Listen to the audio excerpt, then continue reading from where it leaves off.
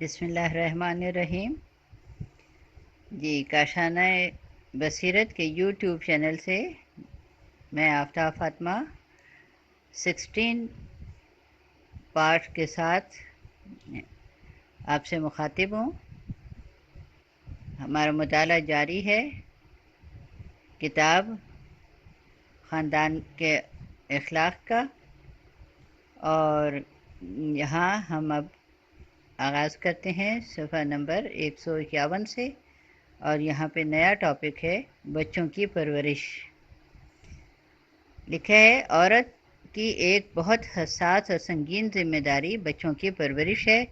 بچے پالنا آسان کام نہیں ہے، بلکہ بہت صبر آزما اور کٹھن کام ہے، لیکن یہ ایک بہت مقدس اور قابل قدر فریضہ ہے جو قدرت نے عورت کے سپرد کیا ہے۔ یہاں پر مختصراً چند باتیں بیان کی جاتی ہیں۔ نمبر 1، شادی کا ثمرہ۔ اگرچہ ایسا اتفاق بہت کم ہی ہوتا ہے کہ مرد عورت بچے پیدا کرنے کی خاطر شادی کریں۔ عموماً دوسرے عوامل منجملہ جنسی خواہش اس کا محرک ہوتے ہیں، لیکن زیادہ مدت نہیں گزرتی کہ آفرینش کا فطری مقصد بچے کی صورت میں ظاہر ہو جاتا ہے۔ بچے کا وجود ازدواجی زندگی کے درخت کا پھل اور ایک فطری آرزو ہے۔ بے اولاد جوڑے بے برگ و پھل درخت کے مانند ہوتے ہیں۔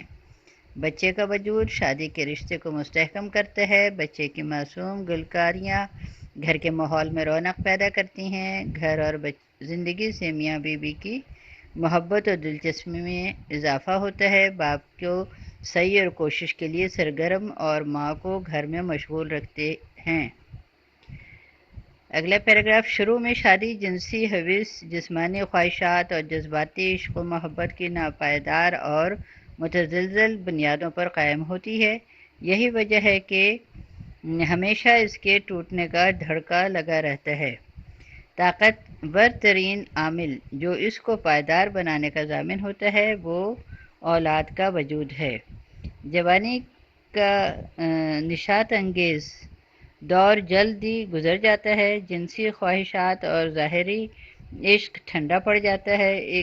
اس ہیجان انگیز دور کی واحد یادگار جو باقی رہ جاتی ہے وہ میاں بیوی کے لیے سکون اور باہمی تعلق کے اسباب فراہم کرتی ہے، اور وہ اولاد کی موجودگی ہے۔ پیج نمبر ہے 152۔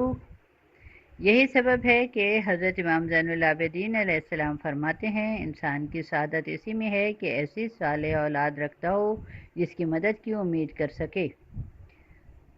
اگلا لائن ہے کہ پیغمبر اسلام صلی اللہ علیہ وآلہ وسلم فرماتے ہیں، نیک و صالح اولاد ایک ایسی خوشبودار گھاس کی مانند ہے جو بہشت کی گھاس ہو۔ حضرت کا ارشاد ہے کہ اپنی اولاد کی تعداد میں اضافہ کرو، کیونکہ میں قیامت کے دن تمہاری زیادتی کے سبب دوسری اقوام پر فخر کروں گا۔ نمبر 2، بچوں کی تربیت۔ خواتین کی ایک اور بہت اہم ذمہ داری بچوں کی تعلیم و تربیت ہے۔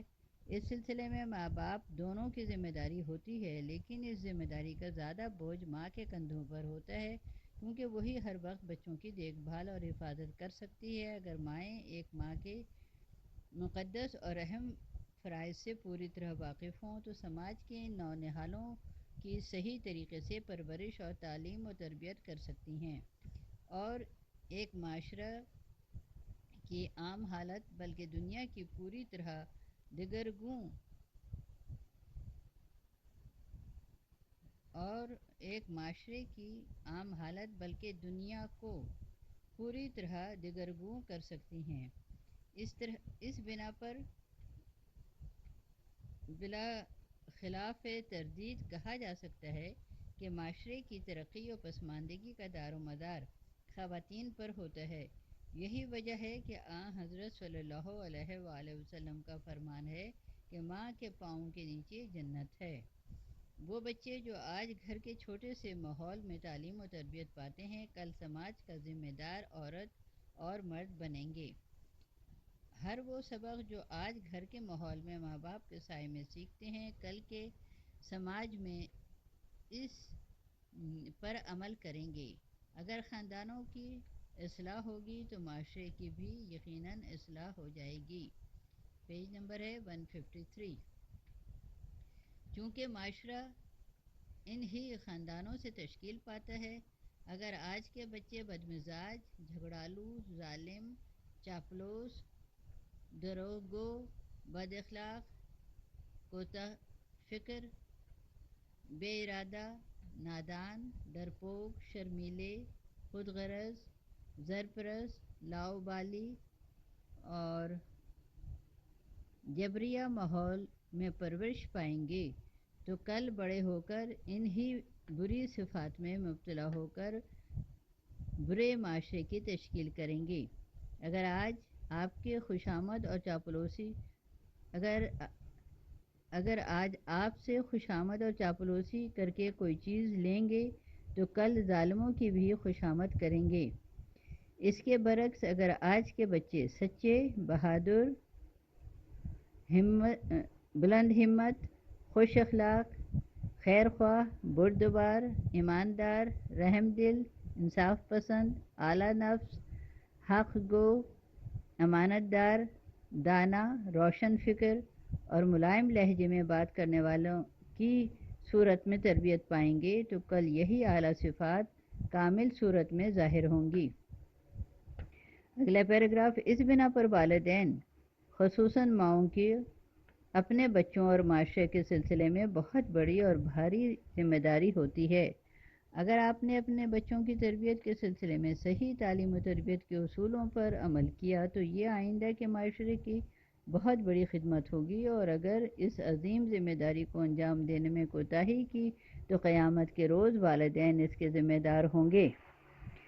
اگلا پیراگراف، امام سجاد علیہ السلام فرماتے ہیں، تمہاری اولاد کا حق یہ ہے کہ تم سمجھو کہ وہ تم سے ہے، اچھا ہو یا برا تم سے نسبت رکھتا ہے۔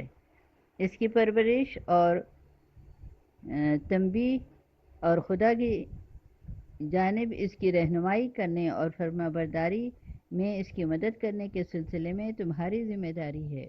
اس کے ساتھ سلوک اس آدمی کا سا کرو کہ یقین رہے کہ اس کے ساتھ احسان کرنے میں نیک اور اچھا بدلہ ملے گا اور بدسلوکی کے مقابلے میں برا بدلہ ملے گا۔ اگلا پیراگراف، یہاں پر ایک بات کی یاد دہانی کرا دیں کہ ہر خاتون ماں کے فرائض اور صحیح تعلیم و تربیت کرنے کے فن سے واقف نہیں ہوتی ہے، بلکہ اس کو یہ رموز سکھانا چاہیے۔ یہاں ان مختصراً صفحات میں تربیت کے فن پر بحث نہیں کی جا سکتی۔ اس وسیع موضوع کا تجزیہ و تحلیل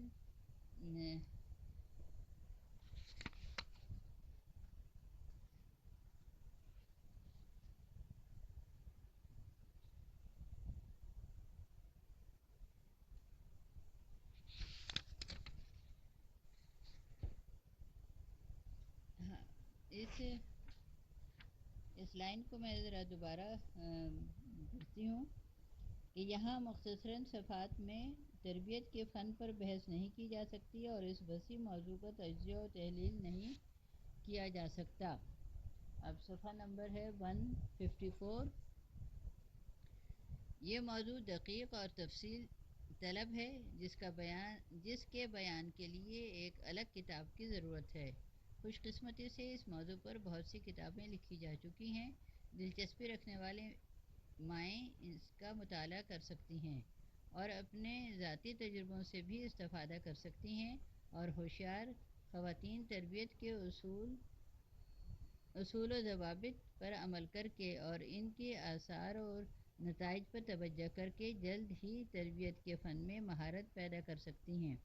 اس صورت میں خود بھی قابل قدر علمی خدمات انجام دے سکتی ہیں، مثلاً اس دلچسپ موضوع پر زیادہ سے زیادہ معلومات فراہم کر کے تربیتی امور سے متعلق کتابوں کی تکمیل اور معاشرے کی اصلاح کا بیڑا اٹھا سکتی ہیں۔ اگلا پیراگراف، البتہ یہاں پر ایک نقطے کی یاد دہانی ضروری معلوم ہوتی ہے بہت سے لوگ صحیح تربیت کے معنی نہیں سمجھتے اور تعلیم و تربیت میں فرق محسوس نہیں کرتے۔ تربیت کو ایک طرح کی تعلیم سمجھتے ہیں۔ وہ سمجھتے ہیں کہ شعراء حکماء کی پند و نصیحتیں اور مذہبی باتیں یاد کرا کے اور نیک لوگوں کی سرگزشت سنا کر بچے کی مکمل طور پر تربیت کی جا سکتی ہے اور اپنی مرضی کے مطابق بچے کو مؤدب اور نیک انسان بنایا جا سکتا ہے۔ مثلاً ان کے خیال میں دروغ گوئی کی مذمت میں کوئی روایت اور قرآنی آیت بچے کو سکھا دیں اور راست گوئی کی فضیلت میں چند حدیثیں زبانی یاد کرا دیں اور بچے نے انہیں زبانی یاد کر کے لوگوں کے سامنے سنا کر انعام بھی حاصل کر لیا تو گویا وہ راست گو بن جائے گا۔ اگلا پیراگراف، لیکن تربیت کے سلسلے میں اتنا کافی نہیں ہے۔ اگرچہ آیات و احادیث و سبق آموز داستانیں یاد کر لینا بے سود اور بے اثر نہیں ہوتا، لیکن جس قسم کی تربیت کے آثار ہم بچے میں دیکھنا چاہتے ہیں اس کی توقع اس قسم کے زبانی طریقوں سے نہیں کرنی چاہیے۔ اگلا پیراگراف، اگر ہم بچے کو صحیح اور مکمل تربیت کرنا چاہتے ہیں تو اس کے لیے مخصوص حالات و شرائط کا ہونا ضروری ہے۔ اس کے لیے ایک ایسا مناسب اور صالح ماحول پیدا کریں کہ بچہ طبعاً نیک اور صالح اور سچا بن کر نکلے۔ جس ماحول میں بچے کی نشو و نما اور پرورش کی جائے گی، اگر وہ ماحول نیکی، سچائی، امانت داری، ایمانداری اور پاکیزگی، نظم و ضبط، شجاعت و خیرخواہی، مہر و وفا اور انصاف پروری، سعی و کوشش، آزادی، بلند ہمتی، غیرت اور فداکاری کا ماحول ہوگا تو بچہ بھی ان ہی صفات کا عادی بنے گا۔ اسی طرح اگر ایسے ماحول میں پرورش پائے جہاں خیانت، بدتمیزی، جھوٹ، ہیلہ بازی، چاپلوسی، ظلم، بغض و کینہ پروری، لڑائی جھگڑے، ضد، کوتاہ فکری، نفاق اور دوغلا پن ہو اور دوسروں کے حقوق کا لحاظ نہ رکھا جاتا ہو تو خواہ مخواہ ہی ان بری صفات کا عادی بن کر فاسد اور بد کردار نکلے گا۔ ایسی صورت میں یہ ہم پہنچ گئے ہیں صفحہ 155 پر۔ ایسی صورت میں اگر اس کو دینی اور ادبی پند و نصیحتیں زبانی رٹا دی جائیں تو بھی اس کی اصلاح نہیں ہوگی۔ سینکڑوں آیتیں اور روایتیں اور سبق آموز شعر اور کہانیاں سنائی جائیں مگر اس پر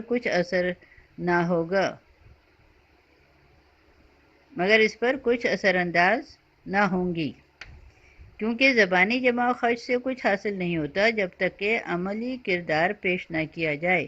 دروغ گو ماں باپ آیت و حدیث کے ذریعے بچے کو راست باز نہیں بنا سکتے۔ گندے اور غیر مہذب ماں باپ اپنے عمل سے بچے کو گندا اور بدتمیز بنا دیتے ہیں۔ اگلا پیراگراف، بچہ جس قدر آپ کے اعمال و کردار اور طور طریقوں پر غور کرتا ہے اتنا آپ کی نصیحتوں اور باتوں پر توجہ نہیں دیتا۔ لہٰذا جو والدین اپنے بچوں کی اصلاح و تربیت کرنا چاہتے ہیں انہیں چاہیے کہ پہلے خاندان کے ماحول، خود اپنے باہمی روابط اور اخلاق و کردار اور عمل کی اصلاح کریں تاکہ ان کے بچے خود بخود نیک اور شائستہ نکلیں۔ یہاں یہ پیراگراف اور یہ ٹاپک ہمارا موضوع یہ ختم ہو گیا، مکمل ہو گیا، اور ابھی صفحہ خیر آدھا ہے لیکن یہ مکمل ہو چکا ہے، اس لیے ہم اس کو یہیں پر ختم کرتے ہیں تاکہ اگلے آڈیو میں ہم اگلے ٹاپک کے ساتھ پھر اس کا آغاز کر سکیں۔ اللہ حافظ۔